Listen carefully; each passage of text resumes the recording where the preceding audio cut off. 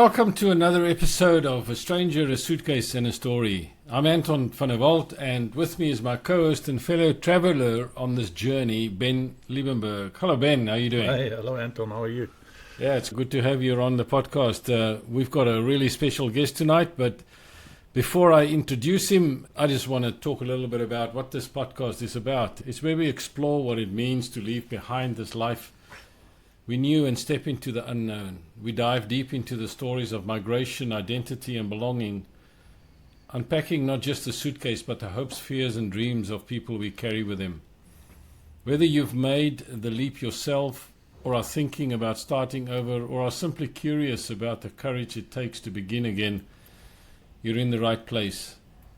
Each conversation is a window into the human spirit, what it longs for, what it lets go of, and what we find on the other side of change. Today we are joined by Francois Scheepers. He's from Pretoria originally, and then moved to Johannesburg, finished his school there, went to university in Stellenbosch, so I'm sure that Ben and him will have a couple of things to say about that. And then after uni, decided to move to Sydney and here for the last 13 years. Francois, one of the things that I do ask our guests before they go on the podcast, because it's pretty important, so what do we not want to talk about? And Francois said politics and religion, and I'd agree with that because those are important things, but this is not what the podcast is about. So we don't talk about this thing. But Francois, welcome to the podcast. Really, really stoked to have you here. Anton and Ben, thanks so much for having me. It's great to be here. Glad to be a part of this. Yeah, wonderful. So I will give the honor to you, Ben. You want to kick off for us? Yeah, maybe tonight, Anton, I reflected a bit after our last pod, and you asked me just before we get to Francois and get into his story. You know, we've done a few of these pods now. How do you experience the journey, and what's the learnings that you got from it? How do you feel about making this pod? Yeah, thanks for that. Interesting question. And I reflect on this because, of course, we do quite a bit of work to get it edited and get out there and try and get people to listen to it. And it's quite something. In the beginning, it was, okay, what are we going to do? We set up the whole thing, and then suddenly we got into these stories. And I tell you what is so wonderful is hearing the different stories. The one we did prior to this one was a very emotional one. And I sat here and I felt very emotional hearing that story and the resilience of our guest on the call. And so what I thought we would do in a podcast as a process has become much, much deeper than that, Ben. I think it's become something that is inspirational, and we now are starting to get people talking to us and say, well, I've listened to that one and they've heard that story and they quote the previous speaker and stuff like that. And I think if we wanted to create something that may be of value to other people, I think we are in the beginning of that, but it's working, Ben. Very good. That's probably a good segue, Francois. Welcome, number one, and it's good to have you here. We normally want to get to know our guest a little bit, so Anton's already introduced you. You grew up in Pretoria, Johannesburg. What was your journey like, or what was your childhood like growing up in Pretoria? My childhood, I think I had a fantastic time. I loved it. I always, occasionally bring it up with current friends and so on and say, if I could go do schooling again, I would. Maybe not for the education part of it, but you know, I was very fortunate enough to be in some really nice schools and had some great friends there, and there was a lot of sport, a lot of activity. So going to school each day was just hanging with mates the whole time. And I got to live a very happy life. You know, I had great friends, I had great parents. The switch from Pretoria to Johannesburg was unfortunately as a part of a separation with my folks. Did a couple of years in Pretoria and then moved to Johannesburg to see the last few years with my mum. But regardless of that experience, I think it gave me an opportunity to, for the first time, be put in a different environment, a different world, you know. I had my usual network, my close friends, and I knew Pretoria like the back of my hand. Then I had to, you know, kind of change things around a little bit, move to Johannesburg, and that was in standard 8. So yeah, you know, 3 years left of high school, and I had to kind of do it a little bit differently. And at least I knew the school and whatnot. We played a lot of sport against them over the years. But yeah, so it was a great time. Loved Pretoria and Johannesburg. But I guess I think as most people, given the chance, once you finish with high school, get away from the parents and your life and go somewhere else. probably what I thought was exciting. That's where Stellenbosch came into it. What kind of sports did you enjoy? Good question. I think which one didn't I enjoy? The sporting curriculum in South Africa is so fantastic that, from 6 years old, you got a cricket bat shoved in your hand, or you got a rugby ball in your hand, or there's soccer or something like that. So the sport came down to what season it was, whether it was summer, it was cricket, and maybe a bit of swimming or tennis. Winter, it was hockey or rugby, or tennis was actually more winter, and swimming. And that just kind of rotated year after year, pretty much all the way through. I think once got into high school, it kind of focused a little bit more. So I ended up playing a bit more squash, a little bit of cricket, and then hockey for most of it. But yeah, any kind of sport was my kind of thing. I enjoyed it a lot. And athletics, I really enjoyed athletics, come to think of it. Yeah, and I don't want to fast forward for you, but for me, it was doing sport at a young age actually helped me a lot later in life, especially when I immigrated, because through sport, that helped me a lot to settle in Australia. But in any case, that's what happened to me. So after school, then you've obviously got some good advice from somebody to go to a regular place. Here we go. Yeah, look, I think Stellenbosch was a little bit in the family. I had cousins and nieces that had been there and so on. So that got a lead into it. But again, didn't know what to expect. Was able to get into one of the courses, was in Elsworth.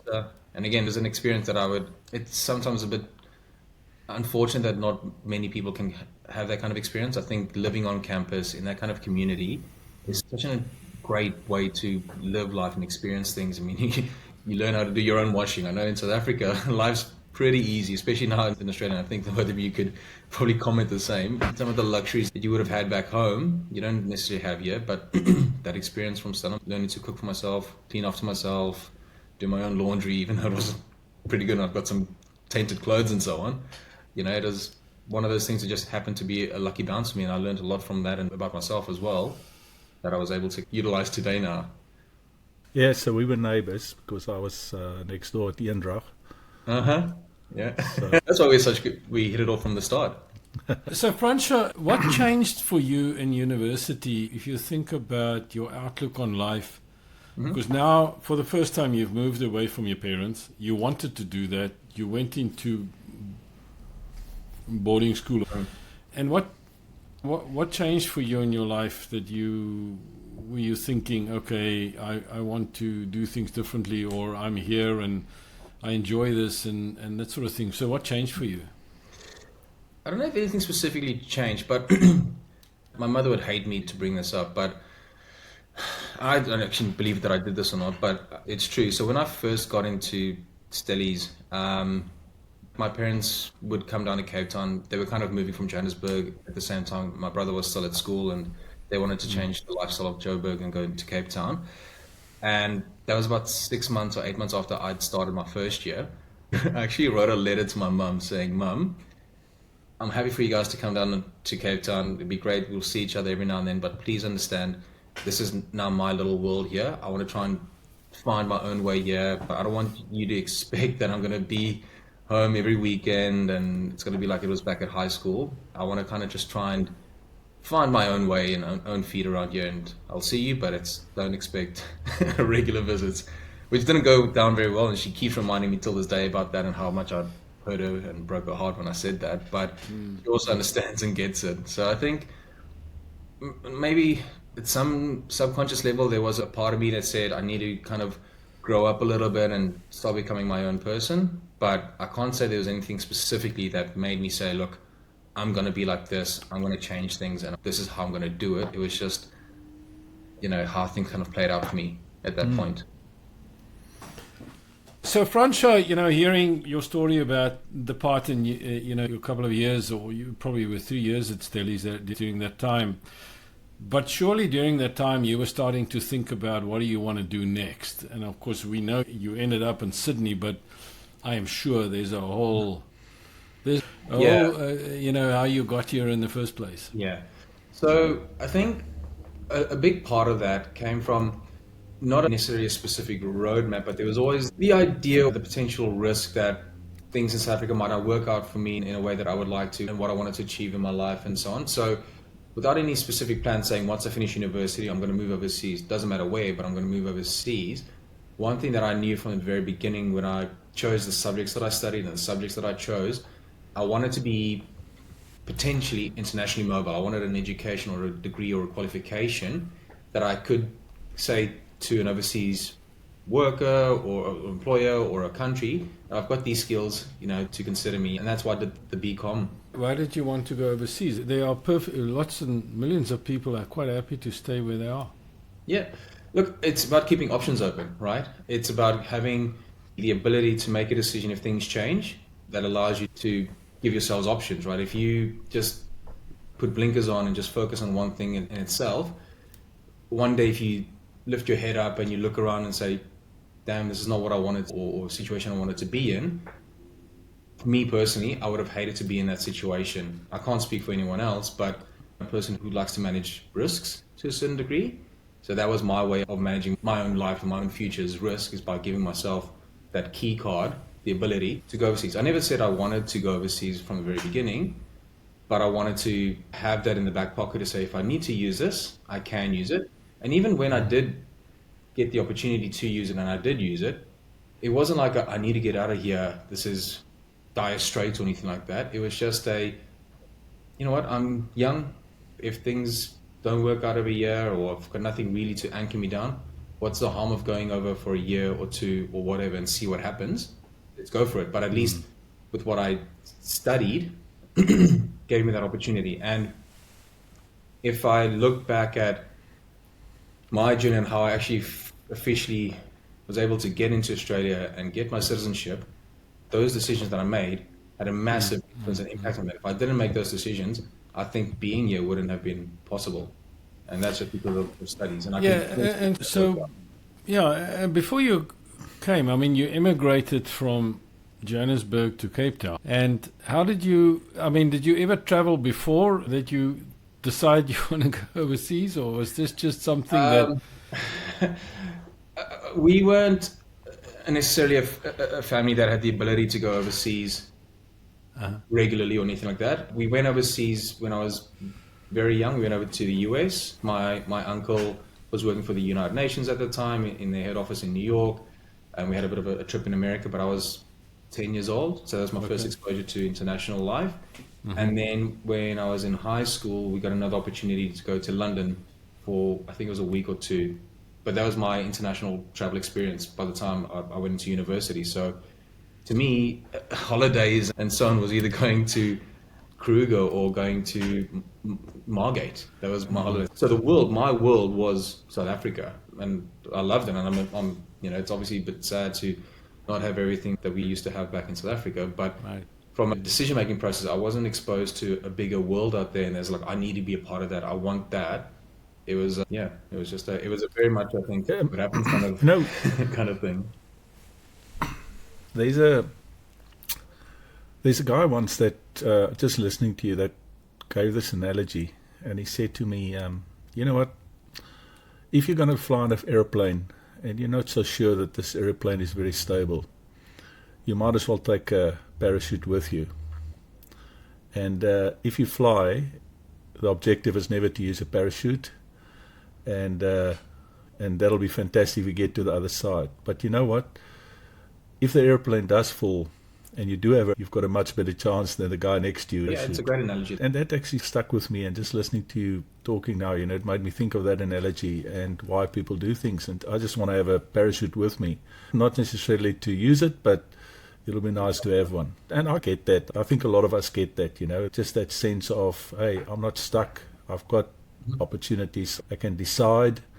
And I suppose a little bit of my personal journey, it helped me a lot coming over here, because I always thought if I want to go back, I can always go back at least, but I've always got this parachute that I can open up if I need to. I think that's a very important point you raise there, is that the knowledge that if everything really does go to the drain, you can go back and hopefully you'll be okay. You have family there or anything like that. There is that option, but why not? And there is a bit of adventure. Sometimes you've got that bit of a desire to just try something different, put yourself a little bit out of your comfort zone and just Absolutely. See what happens. And thank you for that, Ben. It makes a lot of sense because in my kind of thinking, it's about your ability to create choices. And I think that you don't feel like you have no choices. I would imagine you came across on a skills visa or something like that. And then did you come across on your own? Did you have any family in Sydney?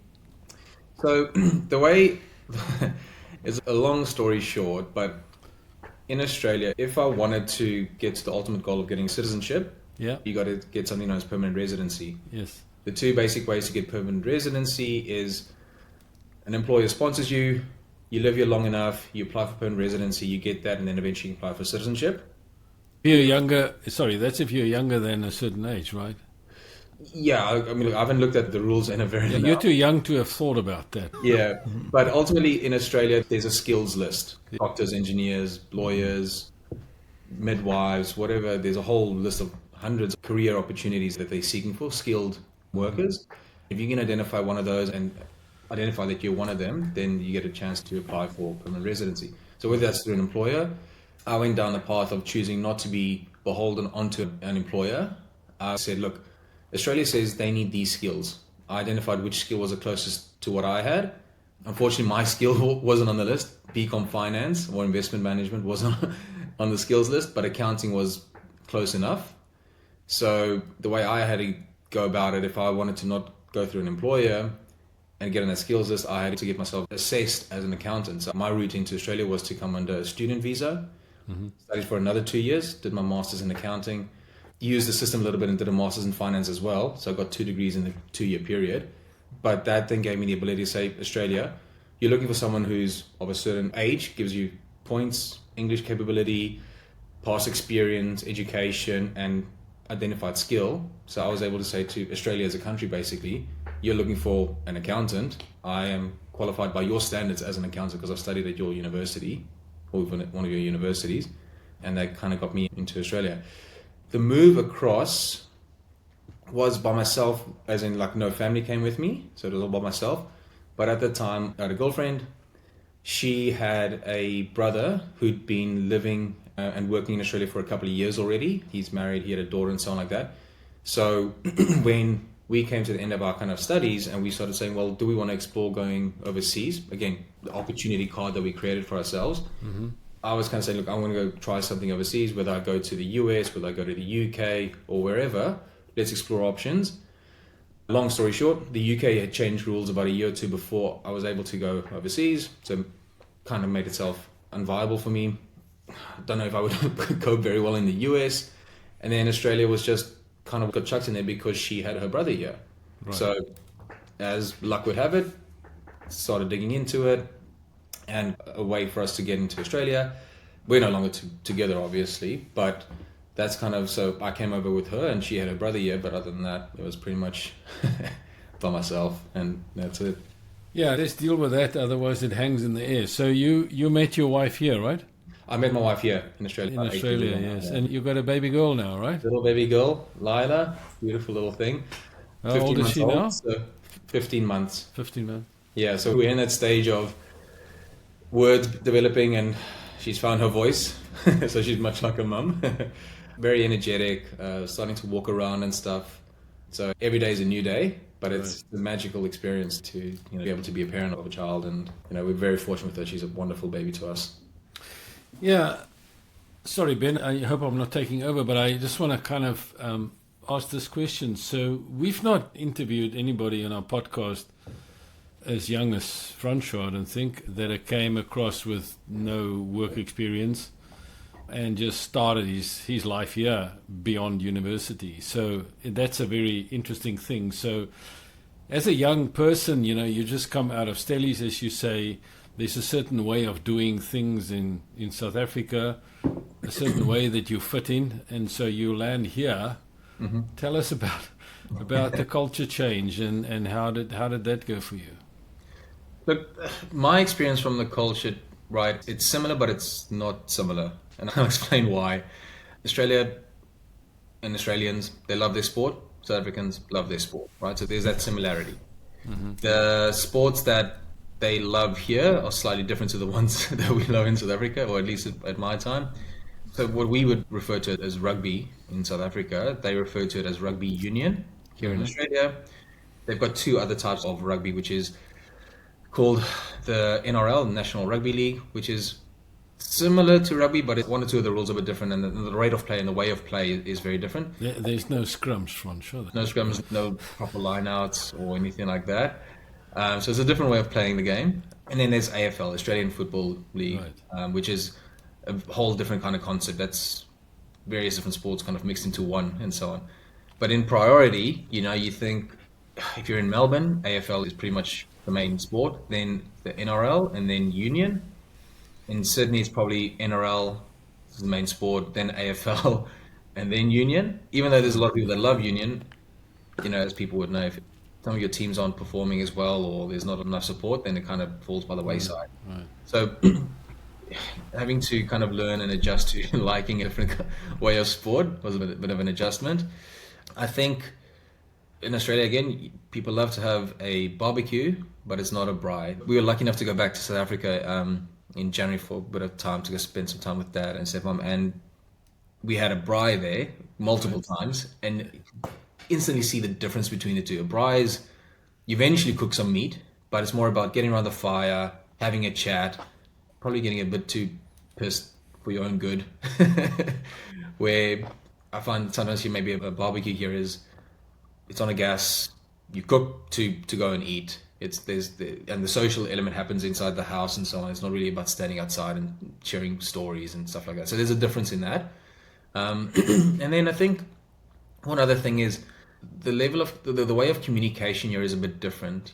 Banter is a big thing everywhere, but I think the way that banter is approached here is slightly different. What sometimes might be a bit taken the wrong way is actually meant to be humorous and not be insulting or anything like that, but people can be sensitive, and if you're not aware of that, you can get offended quite easily. But in actuality, it's actually trying to be funny and engaging, and it's actually a way of showing that people are getting comfortable with you if they're able to talk to you on that level. Yes. So I find that. And then one other thing that I found that's very different here is the way of communicating. You like to be pretty direct and just no nonsense or BS. If you want something done, you say, hey, get that done for me. Can you get it done by this time? Australia, you need to be a little bit more delicate, I think, in the way that you communicate. Say, hey, is there any possibility you can help out with this? What time would work for you? Can we make a plan that works for both of us, kind of thing? So the way that you talk is a bit differently. You've learned some great lessons at a very young age. I wish I learned it that young. Look, I think it took me much longer to get there. But I was lucky that some people just called me out on it, say, hey, just be aware. You come across very direct and sometimes rude. When I know that it's not my intention, right. But being open to hearing the feedback, I think, was very helpful to me, at least in that situation. So yeah.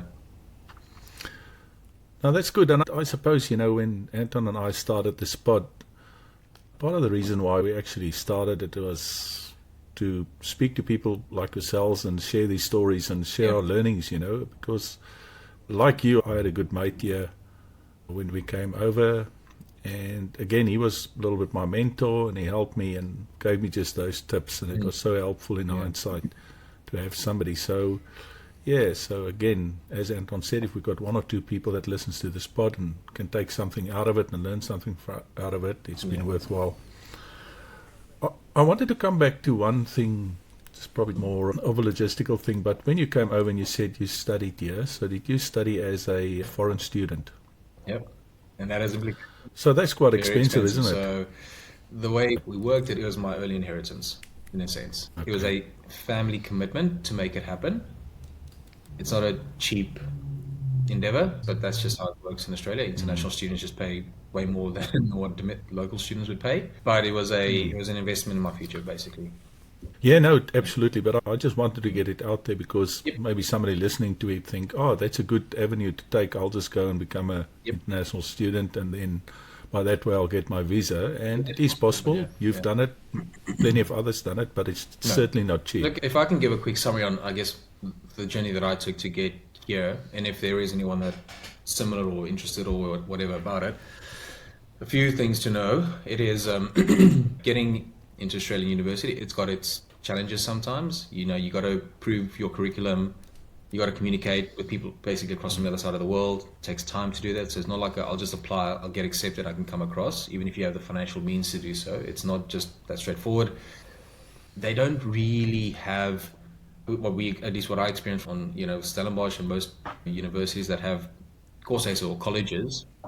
They have some student accommodation, but otherwise you got to find your own accommodation in the city somewhere. There's little real community in that sense. And that was a big change for me, if I'm quite honest. Yes, I lived on what was a student accommodation kind of arrangement with the university, but you were given your own little room.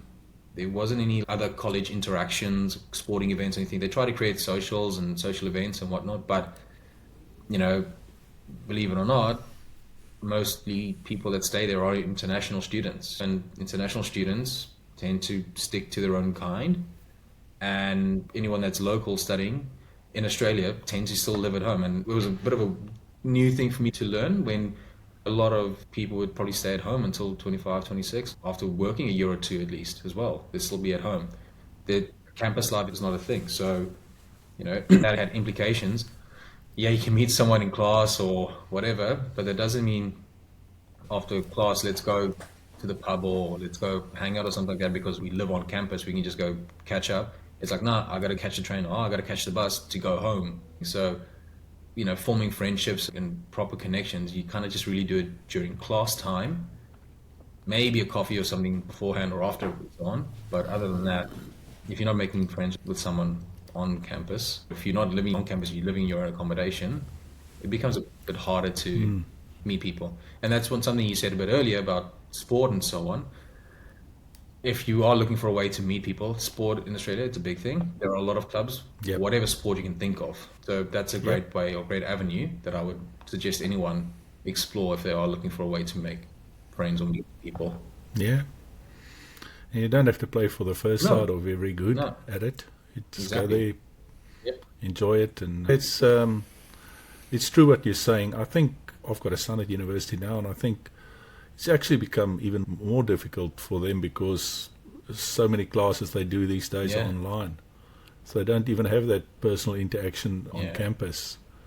And they don't really, speaking to him, he doesn't really know the people that's studying with him.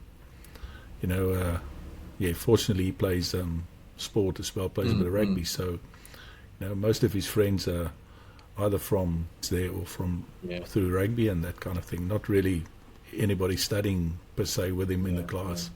That's a lot. So what I'm hearing from you is that you've adopted the Australian way as opposed to trying to keep something that you're not anymore. But so maybe the thing that I also want to know is that you obviously left your entire family and whoever else. I don't know if you had siblings. I don't think we talked about that. I've got a younger brother. Yeah, and so you left all of them behind in South Africa. Pretty much. So my brother, similar kind of thought process about trying to be internationally mobile. He went and studied medicine. He got accepted into the Leeds University for medicine, so he did that. He now lives in Perth, so he's moved across after that experience. His time in the UK was a lot of fun and great, but when he had to start doing residency and so on, they sent him to some darker corners of the world, and Scarborough and so on. And the NHS did their best, right? Yeah, they did their best. I mean, especially if you're an international, you're not getting your first pick, second pick, or third pick. You're going where they tell you to go. Yeah. Usually it's not the greatest, but he's a great lad and he made the most of it. But I think the boykie who loved the beach, loved being a bit outdoors and sunshine and stuff, waking up day after day in miserable cloud weather, cold, just kind of chipped away at him to the point where he wanted to see what else was out there. He had to do a bit of international work experience overseas. My uncle had moved to Perth at that time when he was still at university, and then he got 6 months crash course of the Australian medical system. So he went and lived with my uncle for the 6 months, got the experience of Australia, and then his mind was made up that I'm going to move to Australia. So he came across after the UK. So looking back at your decision-making process, I'd assume you look back and say, well, I've taken a little bit of a leap, but it's been good. I think one thing that my opportunity to have come across and to be here where I am right now today, I know how fortunate I am. Very lucky with a lot of things. I had lucky bounces. Things could have easily gone different in so many different situations. But with that said, one thing that I definitely distinctly remember that I've said to myself during the whole journey is like, think of it that you can't go back. You just have to make it work. There's no, I know we said that if everything goes to shit, you can turn around and go back and stuff like that. But I even said to myself, if I'm doing this, I'm going to do this properly. I'm not going to try and have that as my fallback. If things aren't great, if I'm not happy or if I'm upset, I can change that and I will change it. And I think that really helped me get to where I was here. I mean, in the early years, like I said, on campus, you don't make that many friends or living in college and stuff like that. If it wasn't for my ex then and her brother, they were like my family here in Australia for the 2 years that we were still together over that time. But after, we broke up and stuff like that, we intentionally kind of like decided to cut communication. We separated properly, stopped contacting her brother and her family and stuff like that, kind of separated. So pretty much, started from scratch at that junction. So that was not fun. I mean, I could have said, yeah, I got my university degree now here. It's not fun. I don't enjoy this. I'm going to go back. But I said, no, I came here with a goal. I'm going to work towards it. Yeah, it's tough. Today sucks. Go watch TV or go do something. Go to bed, wake up. Tomorrow's a new day. And you just keep chipping away at it. And that's what I did. Just kept working and chipping away at it. Now I've got great friends that I made through work and various other networks and so on. But yeah, I think that mindset of saying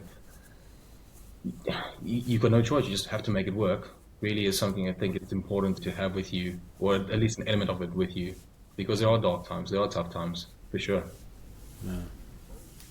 So, Francois, your mum's still in South So Africa? she's now moved over to Perth as well. So I've got mum, uncle, and my brother, and his wife and their little daughter as well in Perth now. So there's some family in the country at least, but you don't realize how bloody big this country is until you sit on a plane for 5.5 hours and just land the whole way. And you're still in Australia. We're still in Australia, so it's 5.5 hours to see them, which is obviously a lot better than the 14 hours it would take to go see anyone in South Africa, but yeah, it's still a bit of time of flight needed.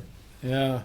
Ben, what I'm hearing from Francois, and that's quite interesting, we've had different people that we talked to. And Francois, as I said earlier, came straight out of uni. But what is so amazing, what I'm hearing from him, is that his story here today was very little about himself and much more about how other people can deal with this thing. What are the things that I need to do? How do I cope here? And so on. And that's quite interesting for somebody as young as you, already playing this kind of mentor role. Is this something that you enjoy, being like this and helping other people and talking to them about what they need to do? I think so. I've always been, and maybe even sometimes criticized to some degree. I like to be a people pleaser, but a people pleaser at the end of the day is someone who likes to help. I mean, if I've got something to share and assist someone with, then why not? If it doesn't negatively impact me, why would I want to try and help someone else out? I think it's a nice thing to do. It's a good thing to do. And hopefully one day if I'm in need of a little bit of help, the universe and a bit of karma comes my way and I get that help and support that I need, pay it forward kind of thing. Yeah. But I never want to help someone and expect anything in return. But it's, if you can help, why not? Yeah. And I think that's very positive. It's a positive attitude to have. Because as you say, nobody has it all their way all of the time. But if you keep on doing the right thing and it'll come back at some stage, then it just makes the whole experience easier. And the other thing I'm hearing from you as well is that you're willing to learn. I think, it's very, very difficult if you only come here with a preconceived idea and you're not open-minded, then it makes it difficult. So, you must be able to learn about yourself, reflect, understand why it's different and understand how you can adapt. So I think, congratulations to you. I think the way you've done it, again, we've mentioned it a few times, but you're relatively young and you've got, what do they say, you've got an old head on your shoulders, and that's a mature outlook, I must say. So, just keep on going that way and it'll just get easier and better. Yeah. One thing I want to just quickly add in there, if it's okay. I think an important thing that I learned as part of this as well, and I do apologize in advance if it does upset or offend anyone, it's not my intention at all. And don't worry, I'm not going to be. You've learned how to speak Australian. I can hear that. Yeah. See? If I can interrupt, if I may, yes, and I hope it doesn't offend anybody, but I'm going to say it anyway. Yeah, you can't help it. I think because I was thinking about it just then, when you do have that little opportunity of you might be a learner, you're not making the friends or anything like that. There are a lot of South Africans around, and you walk in the shops and Woolies or Coles and stuff like that, the local shopping centers, and you can hear their accent, you can hear people talk and stuff like that. I find it's sometimes very easy to try and herd back to what you're familiar with and comfortable with, which is fine because it's a safety net, it's comfortable, it's easy, right? For anyone that does explore this journey, if they ever do come across and they find themselves in that situation, do it, use it to give yourself comfort and confidence and so on. But be very careful to just isolate yourself to that kind of community. At the end of the day, it's as tough as it is to say, and again, this is why I don't want to insult anyone. If you move across to any country, let alone Australia, if you move across, you kind of need to accept that you're kind of adapting to their world, right? You're living in Australia, you're not living in South Africa. And trying to make Australia South African, you're going to rub people the wrong way. And Australians won't say it out loud, but they will.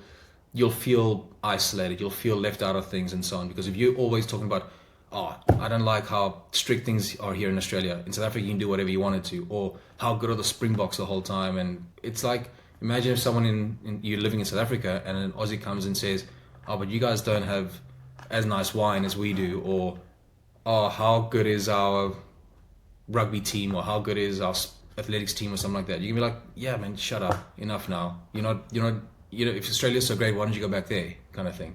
I've found that people tend to kind of sometimes try and isolate themselves and get into the South African community, which is perfectly fine.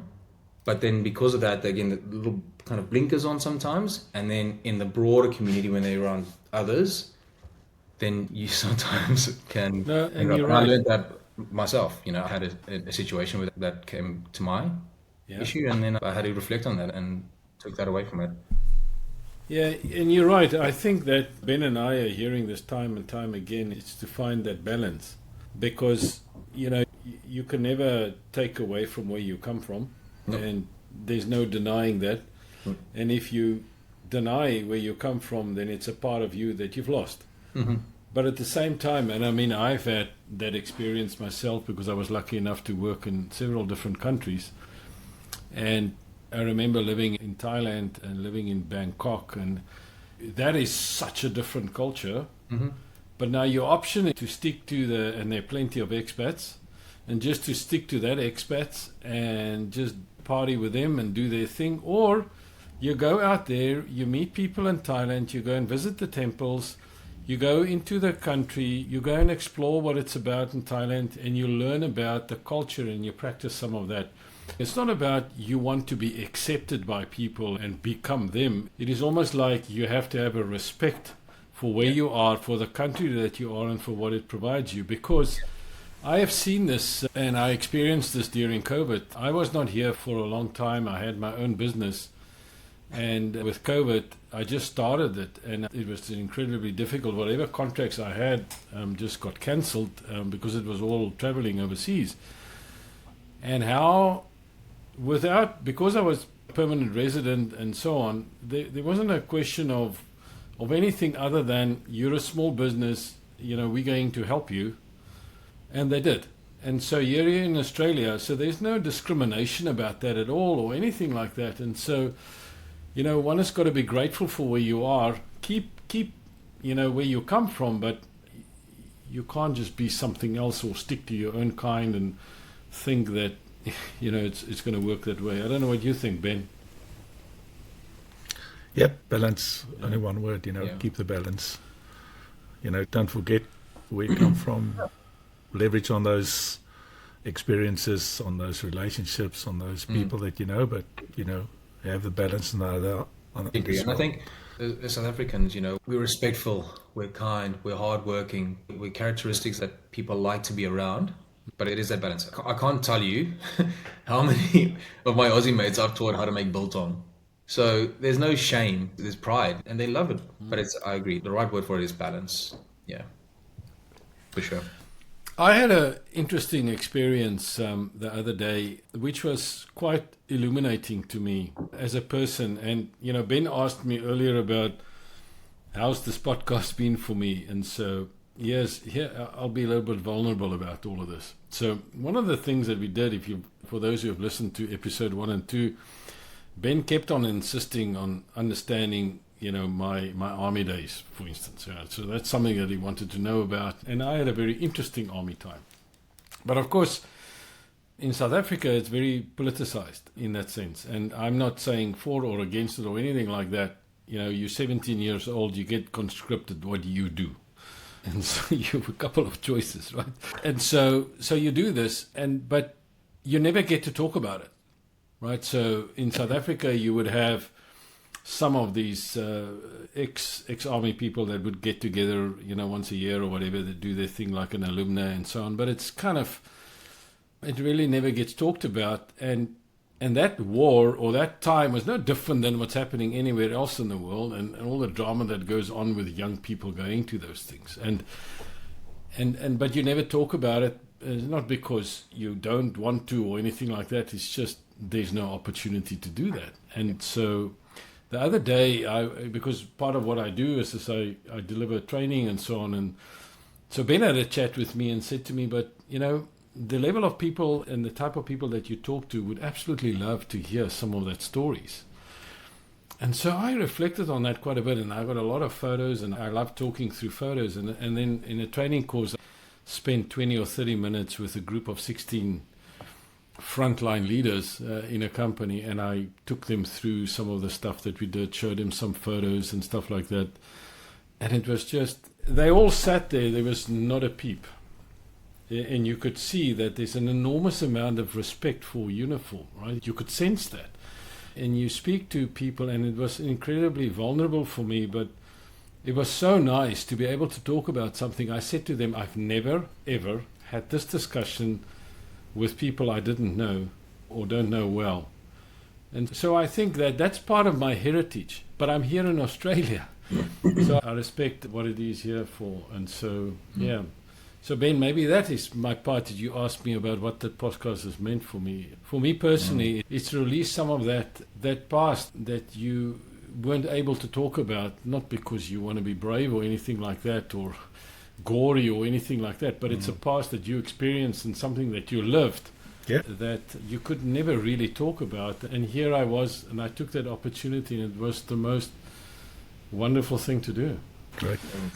So I know I'm on the stage here, so let me just ask the kind of last question or so of Francois. Is we talked about South Africans here and not just being with your own kind, but at the same time, I think that one of the reasons why we're here together is because we met through Southern Crossing. So tell me about why you've joined that and how you've experienced that. So Southern Crossing's actually, I've got a bit of a longer history with it. The ex-girlfriend that I was talking about, the brother that had been living here and so on, he's been fantastic at building up a network and bringing people together. And his goal, he's very much involved with Southern Crossings, a bit of a leader kind of position in there, and really wants to keep it growing. But the goal for that organization is to, if you've got some kind of like a South African connection or past, bringing like-minded people together to help, with the idea to try and help each other better, but also better Australia as well. So it's not there's South Africans against Australia. I think their motto is South Africans advancing Australia. Correct, yeah.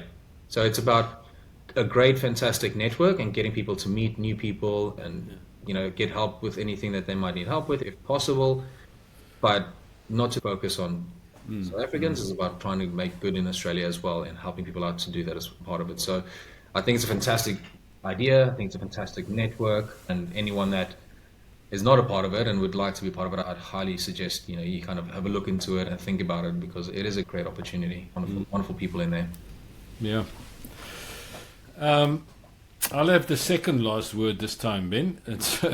So Francois, thank you so much for your time. You've been very open, honest, and what I love about you is that you're so ready to help, to mentor, to guide, to want to say, well, think about this, think about that. What I like about you so much is that you've had these very mature learnings very early in your adult life. You're experiencing that in Australia, and you've done well to assimilate that for yourself.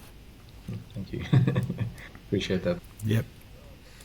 No, I've got nothing more to say. It's just well done. Keep going, keep learning, keep adapting, take it on board, and, enjoy it.